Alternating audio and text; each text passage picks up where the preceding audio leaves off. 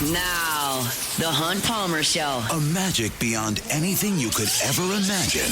You are now listening to the Hunt Palmer Show. Brought to you by Sagrera Farms on 104.5 ESPN Baton Rouge. Locking down the middle of the day. You really think that's the best idea? Live from the Raising Cane studio. This is Hunt Palmer. It's quite a piece of work.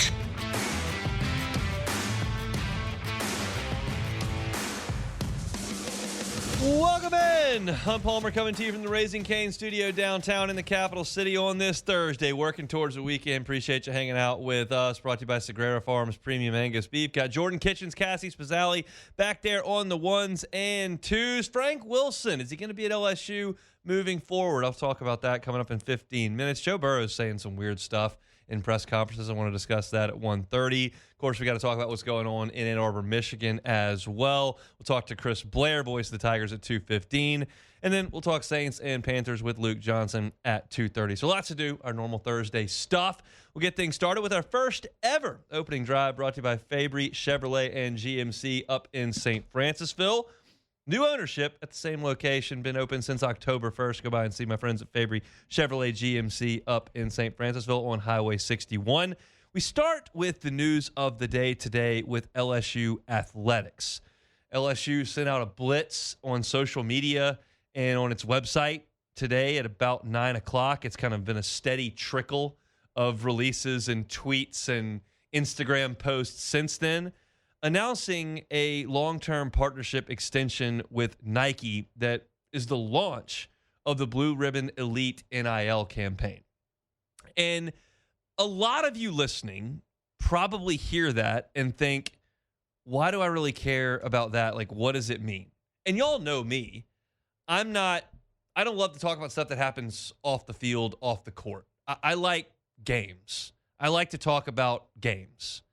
And this is not that. This is something that is very much off the field, off the court. Now, you can earn some of this while you're playing the sports, but it's an off the field, off the court thing. But it is very relevant. So to me, I started to look into this and to try to digest it at 9:15, 9:30 this morning. And this is essentially what I've come up with here as to why it is very much relevant for you, the fan. Certainly very relevant for the student athletes. And for those that have not been made aware of this, there are 10 LSU student athletes that are joining Nike's NIL athletes. It's Kaylin Choi of gymnastics. It's Derek Curiel for baseball, Tori Edwards from softball, Kason Evans from baseball, Trades Green with football, Jaden Heavner with softball, Zakiah Johnson with LSU women's basketball, DJ Pickett with football, Journey Robinson from volleyball, and Didon Thomas Jr. with basketball. Those 10 are on Team Nike moving forward. And so the world of NIL is changing so rapidly. When it started, it was like, okay, college athletes can get paid. And there were some that already had massive social media followings in our local market, like Livy Dunn. She had huge Instagram numbers. So it makes sense for a clothing brand, Fiore, to come in and say, hey, put us on your Instagram page. That's worth a lot of money to us. Here's what you get paid. And so that was kind of what it was early. And you were told, like, you can't use this as a recruiting inducement. NIL is not for that. And pretty quickly, everyone looked up and went, well, who's enforcing this? Like, we can just do whatever we want. And so teams started and programs started coming up with collectives, and you raised millions of dollars, and you just kind of had to make up what kind of endorsement there might be or might not be, and just pay the players whatever you want. Boom. Carte blanche. Wild, wild west. Go get the money. And that's the point of the process where I look at this, and y'all know me in this way too. You look at me and I go, well, what does it mean for LSU? When you change the rules, how does it affect LSU? That's my first thing. It's not necessarily what's the most fair thing or what's the most reasonable thing or what's the most legal thing, says the Supreme Court. When I see a rule change, I go, well, how does that affect LSU? And I look at that and I go, well, I don't think the state of Louisiana and the LSU booster base has sufficient funds to go check for check with the Texas Longhorns or the Texas A&M Aggies or the Michigan Wolverines or the Ohio State Buckeyes. Like, that's what I think. I don't know. I'm not looking at anybody's books here. It's just what I think. It's a relatively, and I use air quotes here, poor state when you stack up all 50 of them. And I'm going, well, we don't have oil tycoons littering the suite level at Tiger Stadium like they do in College Station. So that's a little concerning that you've got to pool all this money together. And then you can just dump it on whoever you want for whatever you want. And then the rules changed. And they said, well, you can't just do that. You got to have a clearinghouse that suggests whether or not a deal is market value. And so you're curtailing things to an extent. And then they said, and there's revenue sharing. And so that completely changes the complexion of the rules financially for the players if everyone adheres to them. And I'm well aware that this entire time that I'm talking, I know that there are things that go on under the table. But just let's go with the legal stuff, and then we'll talk about why this Nike deal is impactful. So if you're operating under the rules where you've got just north of $20 million to distribute to your student athletes, and that's capped for everybody. Well, clearly LSU is on level playing field with everybody in the Southeastern Conference on that because everybody has to play by those rules. Now, you get to divvy up your just over $20 million to whatever athletes in whatever sports you want. So if Mississippi State wants to prioritize baseball because they don't know if they can compete in football, and if LSU spends more money in women's basketball because they've got a program like South Carolina might do that as well, or if however you want to divvy it, you can do it. But everybody's on a level playing field there, so you don't have to worry about equity in that way. And then you've got NIL, where you've got to have a platform to market yourself and or a business to make the money make sense. And that's where this deal comes in with Nike. Because at LSU, you don't have these bright lights outside of maybe Canes and Walk-Ons, which are national brands at this point. So you can justify big dollars from those places. Jaden Daniels can make a lot of money from Canes if he wins the Heisman Trophy and walks off the set to Canes, because that's a national advertising budget that has a lot of money in it, and it's a national stage that he's on. So the clearinghouse is going to look at that and go, yeah, absolutely. But if you've got a local business that's got 400 Instagram followers and a booster that's aggressive and wants to spend $1.5 million on a player, well, where's the exposure? Where can we justify this player getting $1.5 million? I don't see the platform. The clearinghouse could say that. This is a hypothetical, but that's what they could say. Like, what this player is doing to promote your business doesn't warrant that much money. That's denied. Well, you know who's not going to get denied? Nike. I checked Nike this morning. They have almost 300 million Instagram followers. Now, I'm not here to suggest that, and I'm picking one of the student athletes. I'll go with a sport that I love, Casey Evans, LSU baseball. Nike's not going to dump $1 million in Casey Evans' lap for an Instagram post. I don't think. Okay? That's not how this works. But you keep in mind this run that I've been talking about that LSU's on and the stars that have been launched in Baton Rouge. Joe Burrow, Jamar Chase, Jaden Daniels, Justin Jefferson. These are some of the faces of the NFL. Paul Skeens is the biggest American phenomenon in the Major League Baseball orbit. He's not Shohei, but he's next. Now, it's in Pittsburgh, but you understand this guy's setting records. He's won the Cy Young. He's won the Rookie of the Year. He started the All-Star game 2 years in a row. Everyone talks about Paul Skeens. Oh, by the way, his girlfriend, Livy Dunn, the poster child for NIL. LSU women's basketball, Angel Reese, monster star. Flau'jae Johnson, monster star and brand. These were born here in Baton Rouge. And no, local businesses can't keep up with oil tycoons in terms of dollars and cents. And the LSU booster base has a lot of successful people in it that don't necessarily have national brand recognition. None of us are going to compete with Oracle for Bryce Underwood.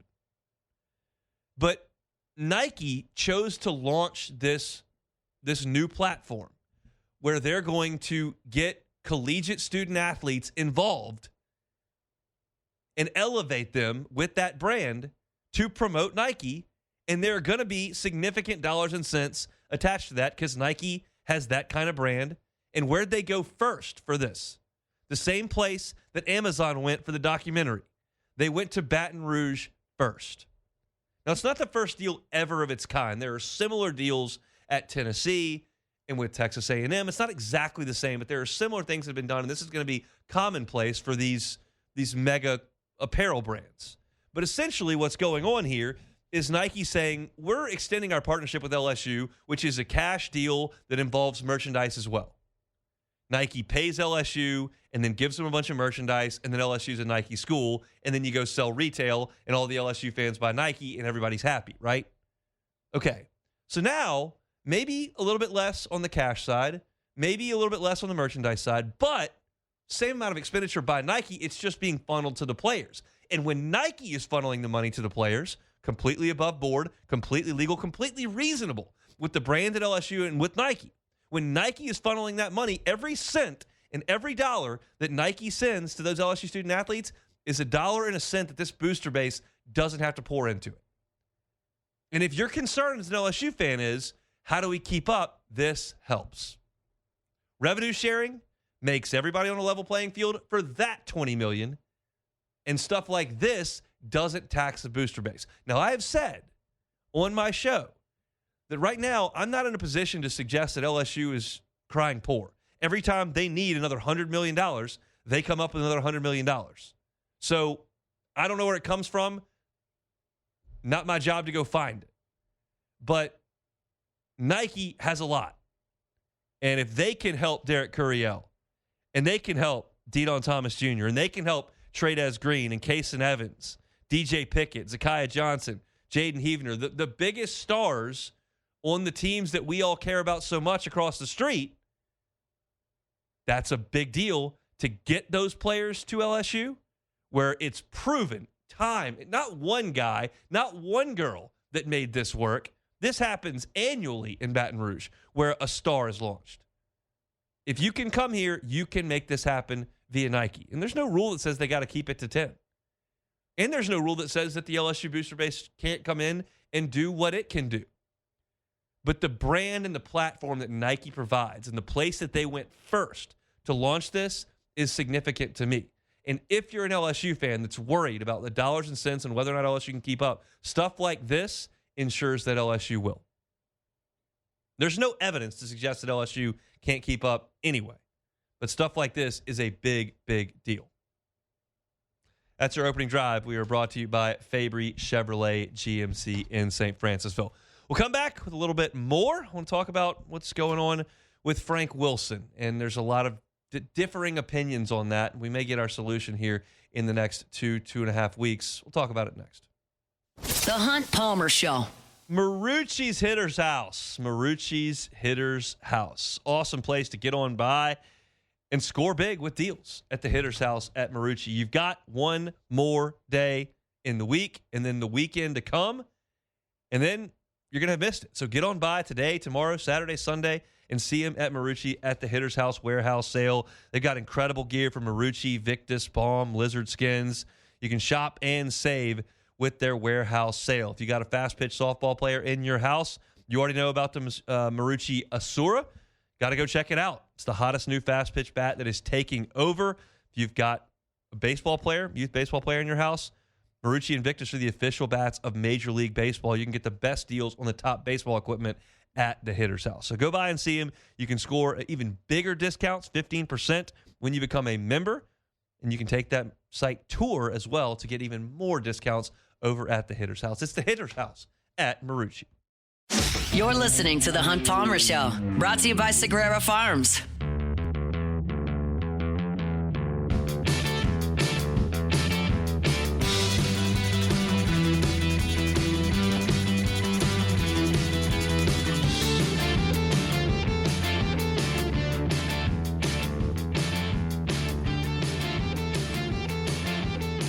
Thursday shows are brought to you by Sagrera Farms Premium Angus Beef. I was talking to Sean Segura a little bit earlier today. We're talking about beef, as we do. He said that the supply of cattle right now in America is equal to what it was in the 1950s. Well, as you can imagine, our population's grown a little bit since then. So you look at supply and demand for beef, and you're talking about a significant demand and not enough supply. And that's why you've seen prices rise and rise and rise. You notice when you go buy your beef, if you're going to pay a premium, which everyone is at this point, why don't you just get a premium product? You go to Sagrera Farms, and you know that you're getting prime beef. You know that you're getting one DNA in that cow that you're getting, that quarter, side, whole cow. You know that it's going to be some of the most flavorful, well-marbled, tender beef that you've ever eaten. And you can fill your freezer with it so that you don't have to deal with varying beef prices until that's gone. It's a different way to go about buying your beef.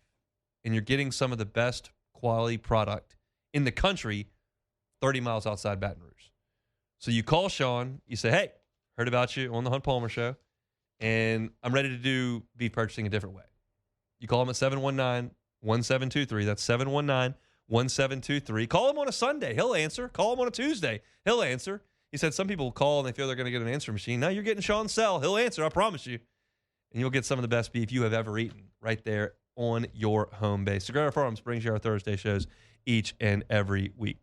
All right, I want to talk about assistant coaches, and specifically, I want to talk about Frank Wilson. We're looking at what Lane Kiffin's staff is likely to look like at LSU. And a lot of this is not official, but we've got enough information to know this is where things are headed. And so on the defensive side of the ball, Blake Baker's coming back. And we feel confident in suggesting that Jake Olson and Kevin Peoples, who are his guys, are going to come coach the safety, are going to remain to coach the safeties and coach the edge rushers. And you feel like Corey Raymond is certainly back coaching the corners. Now, defensive line coach, there may be a shakeup. I don't expect Kyle Williams back. So you've still got to look at defensive line. But the defense is kind of set up.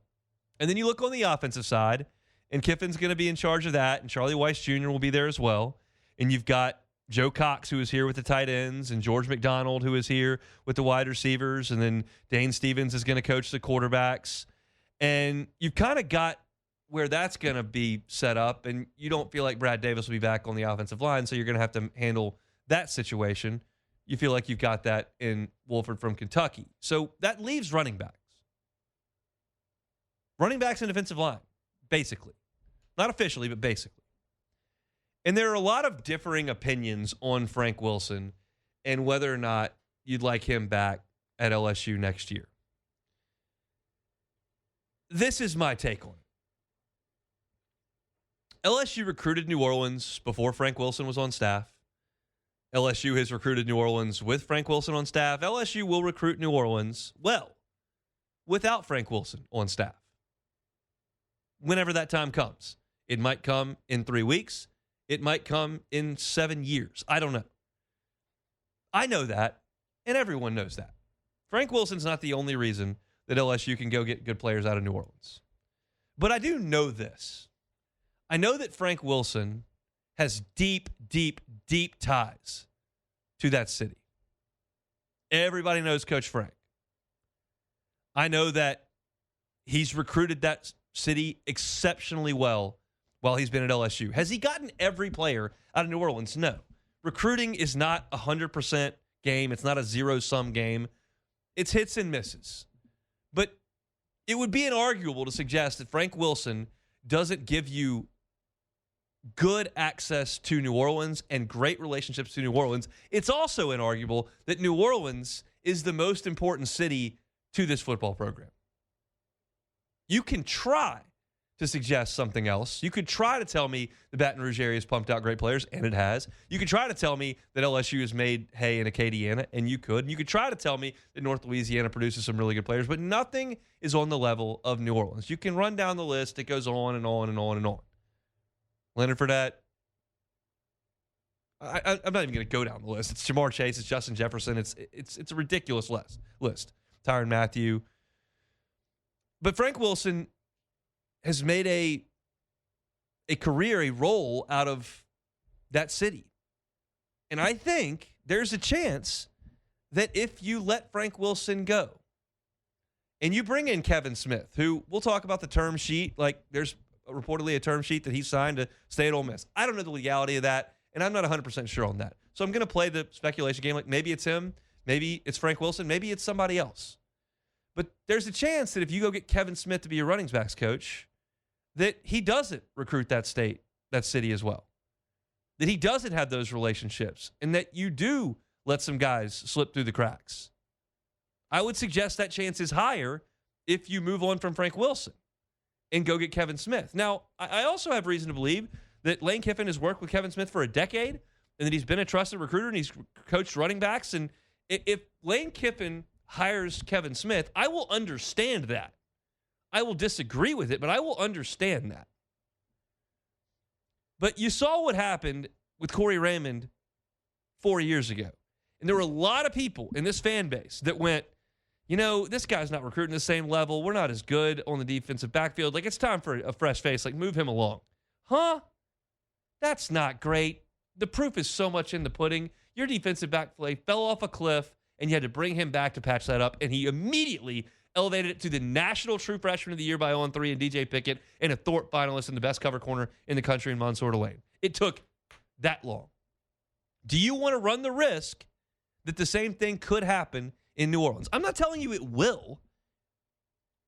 I just don't want to mess with it. And if you do decide to move on from Frank Wilson and go get Kevin Smith or someone else, and either Ole Miss or Texas hires him as the running backs coach, hypothetically, as Pete Nichols at On 3 reported yesterday, Frank Wilson's on their list at running backs coach. Do you want Texas's war chest and that brand and all that money on Frank Wilson's chest going into that city while you're trying to recruit it with a new guy in Kevin Smith and a new guy in Lane Kiffin? Do you want to try that? I'm not telling you that it won't work out for LSU, but I'm not really interested in trying it that much. I know Mike Wallace left O.P. Walker and went to play for Frank at Ole Miss and became an NFL star. I know when Frank was on staff for like 10 minutes at Tennessee, he got Anthony Johnson to commit, and never mind what Anthony Johnson did at LSU or didn't and what he didn't do in the NFL. When he was a recruit, he was as big a recruit as there was in the country. And Frank Wilson had him pack his bags for Knoxville before Lane left for USC. And Jarvis Landry was next. I just don't want to mess with that. I don't want to mess with New Orleans.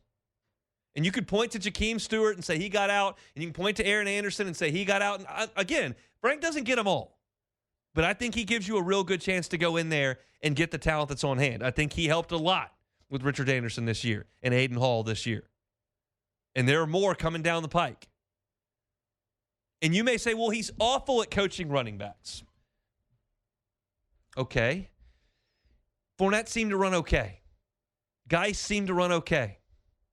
Jeremy Hill ran okay. They were NFL backs. They had great offensive lines. I would submit Leonard Fournette would not have been any good running behind that offensive line the last 2 years. It's my guess. I can't prove it. It's my guess. I listen to Jacob Hester sit here all the time and say you can't teach running the ball. You can either run the ball or you can't. That's a guy who was a stud at LSU and played in the NFL forever. Like, I'll take his word for it. I don't think Frank doesn't know how to coach pass protection. I don't think Frank has lost the ability to teach guys to create positive yardage on the ground. I think LSU's scheme and offensive line stunk the last 2 years in run blocking, and that's why I don't think they've run the ball very well. I don't think it's because the position coach doesn't know what he's doing. You want to quibble with who gets the carries? I'll listen to that. I will listen to that. But I'm also here to tell you that whoever LSU's running back coach is under Lane Kiffin and his offense and the space it creates and the tempo it creates and what they've done on the ground with just about everybody that's rolled through there, like, I think the running backs are going to find some places to run under Lane Kiffin. I don't think it's the running backs coach's job to make sure the running back runs for 1,000 yards. That's my opinion. And I just don't want to rock the boat in New Orleans unnecessarily. So here's kind of where I stand on it in a big picture. If Lane Kiffin thinks that Kevin Smith is the best running back coach in the country, is a great recruiter and a guy that understands his scheme and offense and can come in and run his system well, and that's the guy he wants to do it, I will understand that. Kevin Smith has clearly done a very good job for Lane Kiffin at Ole Miss. I will understand that. I will disagree with it, but I will fully understand it. If Kevin Smith stays at Ole Miss and LSU moves on for some other running backs coach at LSU, I will say that's a mistake. I said it was a mistake to walk away from Corey Raymond. It will be a mistake to watch Frank Wilson walk out that door. That's my opinion. And I don't know what's going to happen, and I don't know if Kevin Smith's term sheet is binding, and I don't know what kind of relationship Lane Kiffin and Frank Wilson have today as opposed to what they had in 2009 at Tennessee. And I don't know everything that happened last week in football ops with all the recruiting stuff and the conversations. I don't know. Rumors swirl, things are said, whatever. But I know right now that we don't have a public declaration as to what the future is for Frank Wilson on Lane Kiffin's staff or not. And I'm just tossing my chip in the ring. I'm giving you my opinion on this situation. That man and that city, I just would not mess with at that spot on the staff. I think that the recruiting aspect of what he can bring is more significant than purely looking at the stat sheet and going, well, LSU sure didn't run it very well this past 2 years. That to me is insignificant when you bring in a new coach, a new scheme, and I think you're going to open things up. I would not rock that boat in New Orleans. There are some things you can do your own way when you come to LSU and you're a head coach. Rocking the boat in New Orleans is just not one I'm willing to get on board with. That's where I'm at on that one.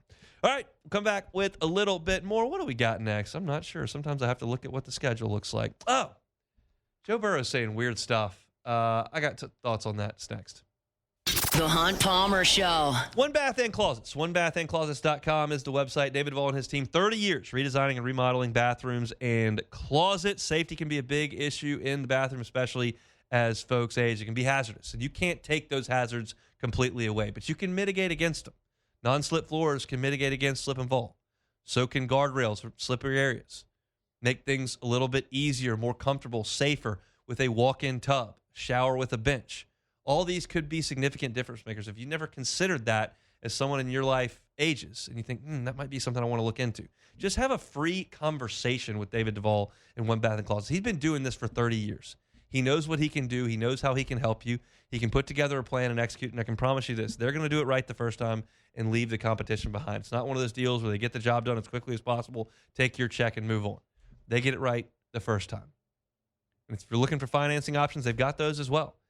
0% up to 18 months, same as cash. It's One Bath and Closets. You can find them online at onebathandclosets.com. You're listening to The Hunt Palmer Show, brought to you by Sagrera Farms.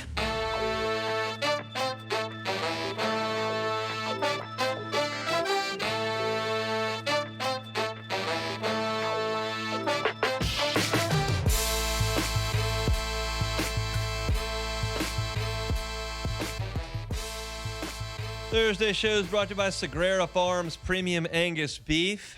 We'll talk about Sherrone more in Michigan coming up in the final segment of the hour here, and we'll get to Chris Blair and Luke Johnson in hour number 2. Usually in radio, it's best to play a soundbite that's 8 seconds, 14 seconds, 22 seconds. It's short, it's got a punch, it changes the rhythm of things, you can react to it. That's generally speaking what you would like to do.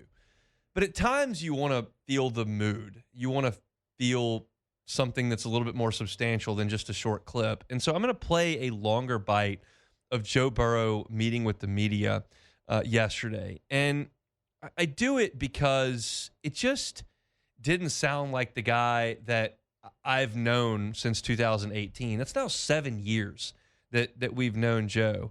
And we know him as this football junkie who loves the game, loves to compete. And there was a different tone yesterday, and you can understand why. He's mired in another what's going to be a lost season. He got hurt again. They're bad. And it's clearly weighing on him. So we're going to play this. It's almost 2 minutes long. Again, I'm not going to do this very often, but I just think that setting the tone, you're going to miss some of the questions that are asked. But I think what's important is to hear what he has to say, how kind of dark is probably the wrong word, but like it's a different vibe from Joe. So here's what he had to say about the state of things right now in Cincinnati and with him. Change the way that you view the game?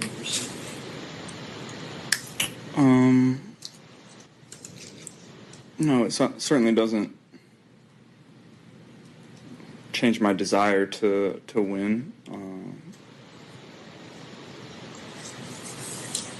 If I want to keep doing this, I have to have fun doing it. I've been through a lot, and if it's not fun, then what am I doing it for?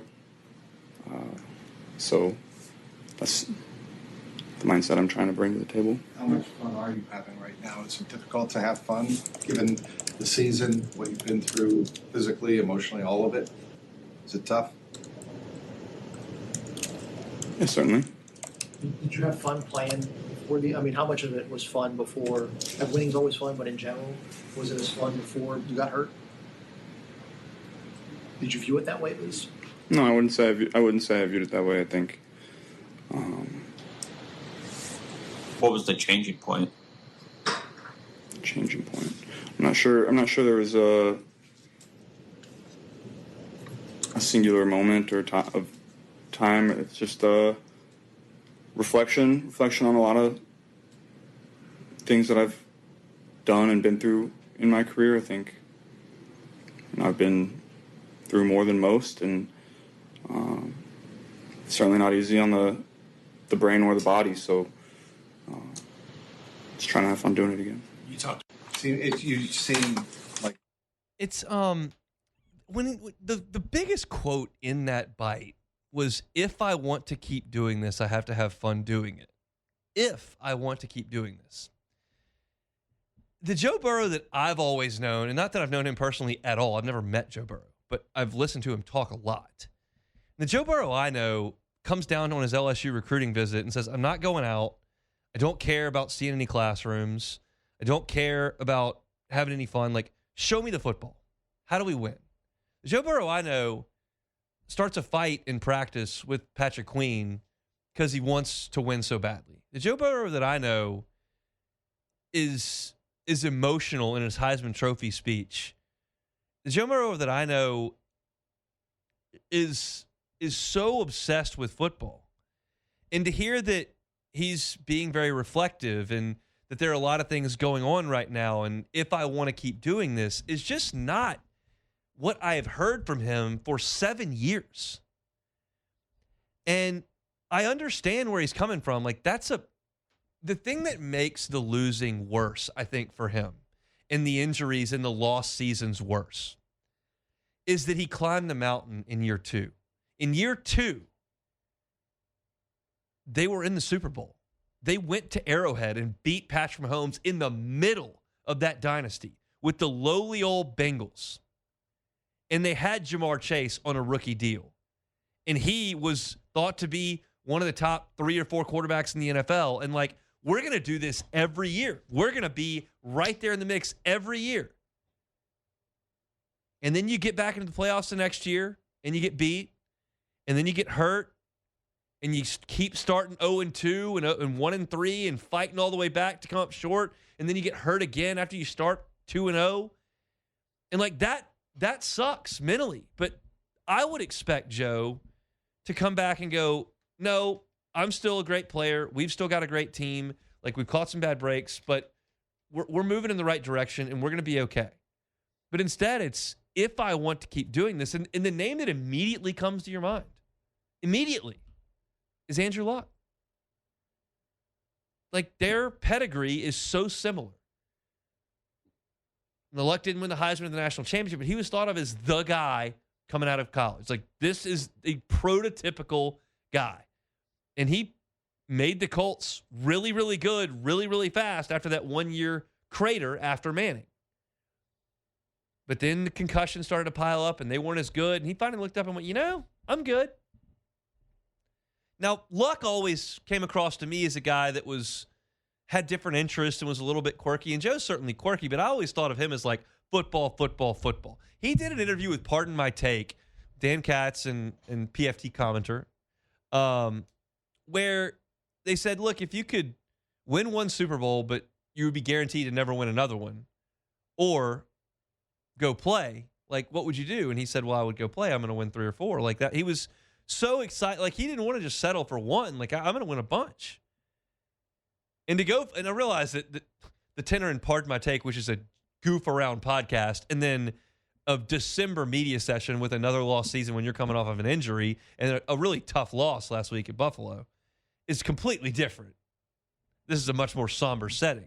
But like, if I want to keep doing this, I have to have fun doing it.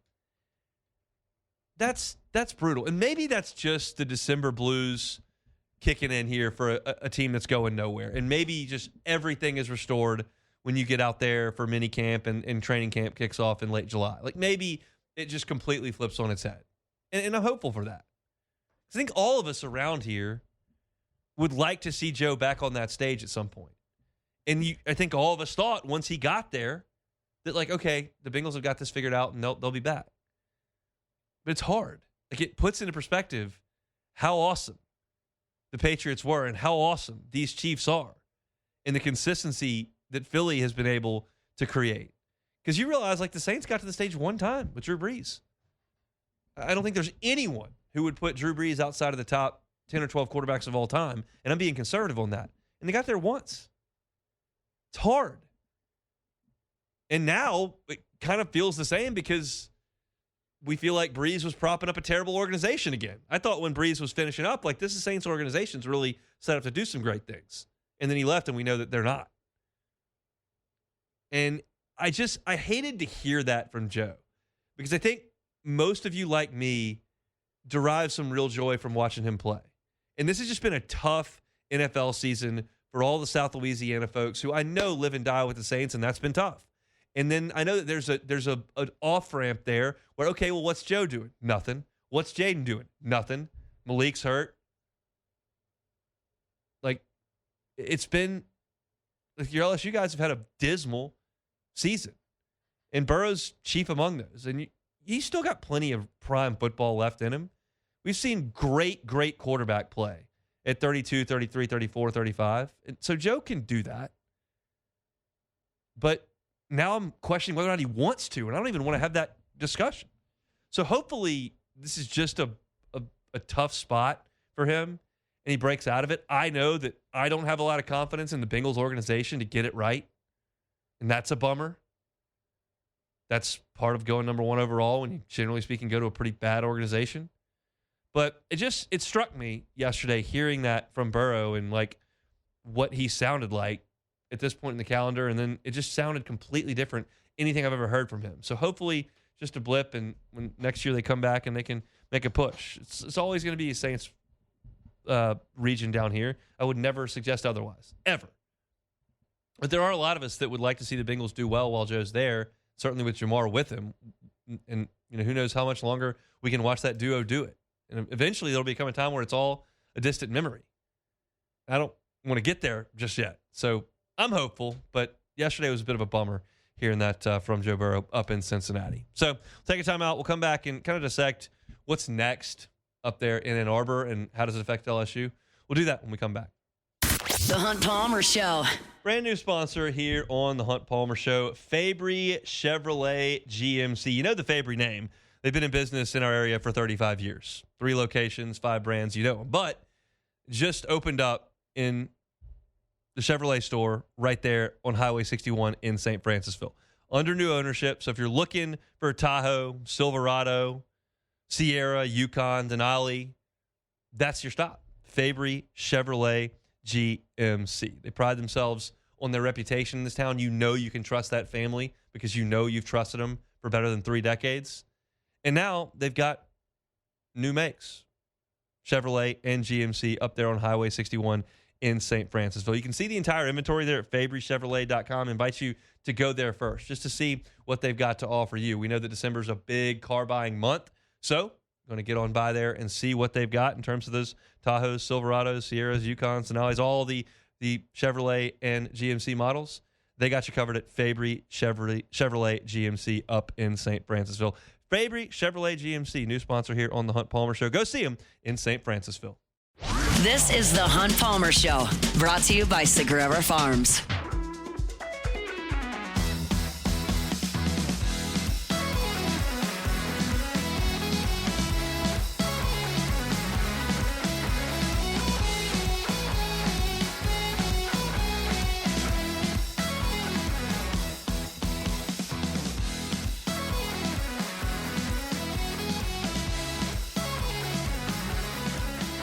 Wrapping up hour number 1 here. Thursday edition of the Hunt Palmer Show. We're brought to you by Sagrera Farms, premium Angus beef. I give you Sean Sagrera's cell phone number every single day if you're looking for some of the finest beef you have ever tasted. you can call Sean, 719-1723. Again, 719-1723. Segura Farms Premium Angus Beef. So the biggest story, obviously, in the college football world right now is what happened in Ann Arbor, Michigan yesterday with the termination of Sherrone Moore for cause. An inappropriate relationship with a staffer was uncovered. Moore was then arrested and booked into jail based on an assault charge. And so when I read this story, the first thing I think about, which is a detail that I learned in the minutes and hours to come after the story was put out, is that you're talking about a family that has 3 daughters, and that life is never going to be the same. And that, to me, is the biggest story, because Michigan's going to be fine in football, and the Michigan players are going to be fine in football. And yes, the coaching staff there, when Michigan hires a new coach, it may uproot some families, and that's a big deal too, but that just happens in a coach's life. But that news, that's the first thing that shook me. And so it's insignificant in the sports realm of this, but it was the first thing I thought of. But we're here to talk about sports. So we'll talk about sports. I expect Michigan to step up here and make a play. When Jim Harbaugh exited, I thought they made a lazy and weak hire of Sherrone Moore. They were at the top of the sport. They were a playoff team perennially. They had just won a national championship, and they handed keys to the next guy, which I told you I didn't think was great in College Station with baseball. I don't think it's great in Knoxville with baseball. I don't think it's great in Oxford with football. I think that when you're a brand like Michigan football, to just toss the keys to the next guy, who I don't think had proven himself to earn that, I think you're taking a huge risk. And I think that showed last year when they could not complete a forward pass. And then they were mediocre this year. Now, you had a freshman quarterback, and you sent him out there, but you weren't very good. And the program's taken a dip. But it's still a premier program. And I expect them to call some of the hottest names in the sport. Like, I think you're going to get a phone call to Clark Lee. I think that's going to happen. I think Kalen DeBoer is going to get a phone call. And whether or not guys in that realm want to jump remains to be seen. I don't think Lane Kiffin's an option. And I don't think that you're going to see Kalen DeBoer go to Michigan and Lane Kiffin go to Alabama. I know that a lot of folks have always thought that Lane Kiffin felt like Bama was the best job. I told you this last week. I read tea leaves. I don't have direct sourcing on this. I read tea leaves. I believe, based on Lane Kiffin's press conference and what he was and what he wasn't willing to say in that microphone, I think Nick Saban directly told him, LSU is a better job than Alabama. That's the best job you can take. You need to take it. That's what I think Nick Saban told him, based on what Kiffin said last week. So I don't think he's going to, after saying LSU is special and different and all those kind of things, and becoming the national punchline that he did become last week, I don't think he's just going to up and a week and a half later go to Michigan. Or go to Alabama. Sorry, go to Alabama. If Kalen DeBoer went to Michigan. I just don't think that's realistic. I think he's got the job that he wants to hang out for a bit, unless the NFL calls. That's my opinion. But I think Michigan's going to take a big swing here because they didn't last time, and I think they paid for it. And I think the booster base sat on its hands during the early NIL stuff because, like, Jim Harbaugh wasn't big on it and realized, okay, we don't really need to do that. And then they realized, okay, you really do need to do that. And you saw how they can flex their muscles. The endowment at Michigan is massive. It's not just Larry Ellison. It's not just Dave Portnoy. This is big boy finances at Michigan. And it's not like Sherrone Moore is leaving this program in sort of NCAA peril like Jim Harbaugh did. Got a show cause, the whole thing. Like, this is a Sherrone Moore issue. He's not coaching at Michigan because of his decision-making. So you come in there and you got the ability to shake some things up. And I think they will do that. And so while everyone's looking, well, who are they going to hire? Who are they going to hire? Like, who is Penn State going to hire? I think Michigan will step up and hire a sitting coach with a big-time resume. That's what I think. And could it be Kalen DeBoer? Like, maybe. It would not shock me if he did that. Now, there are folks on Twitter going, well, Kalen DeBoer just said last week he has no intention of leaving, and he reaffirmed himself at Alabama. Well, that was before he got smashed in the conference championship, and the vibes in Tuscaloosa are terrible. which they always were going to be when Nick Saban left. The next guy had almost no chance to appease that fan base. Almost none. And if you, a South Dakota native, would like to get out of that pressure cooker and go up there to Ann Arbor, closer to home, where things don't feel the same, and the last coach was more embarrassing than legendary, if we're being honest, well, that may be a more palatable situation for you. I don't know what Kalen DeBoer wants to do, but it would make sense to me if he left. So I think this is going to shake up college football's coaching carousel again, because with Michigan coming open, that could shake it up. And if Alabama came open, that's shaking up again. And I think you're still shaking this thing up. But again, to kind of circle back, I think about those three kids, and that's just a life-changing day for them yesterday. And obviously it is for Sherrone Moore, but you gotta lay in the bed you made. So we'll see what comes of all that. But I think Michigan football has a chance to upgrade at head coach with what they do next, and I think they will. That's my opinion on that situation. That's our look at the University of Michigan. All right, if you missed any of hour number one, you can catch it on demand. I talked about LSU and their Nike partnership, what that means for LSU, quote-unquote, keeping up with the Joneses. I think it's a big deal. Also talked a little bit about Frank Wilson and my thoughts why he should stay at LSU. You can find those at Hunt on LSU on YouTube, wherever you find your podcast. Do you have to talk about the Saints? We'll do that coming up at the bottom of the next hour. Chris Blair with us in 20 minutes. Don't go anywhere. We'll pause for national headlines with SportsCenter. It's a Thursday edition of The Hunt Palmer Show. The Hunt Palmer Show. Swing Easy Golf Club in Baton Rouge. SwingEasyGCBR.com. Weekend's coming. You don't have a tee time, but you'd like to play some golf. I can fix that. Swing Easy Golf Club. And the golf round's not going to take 5 hours.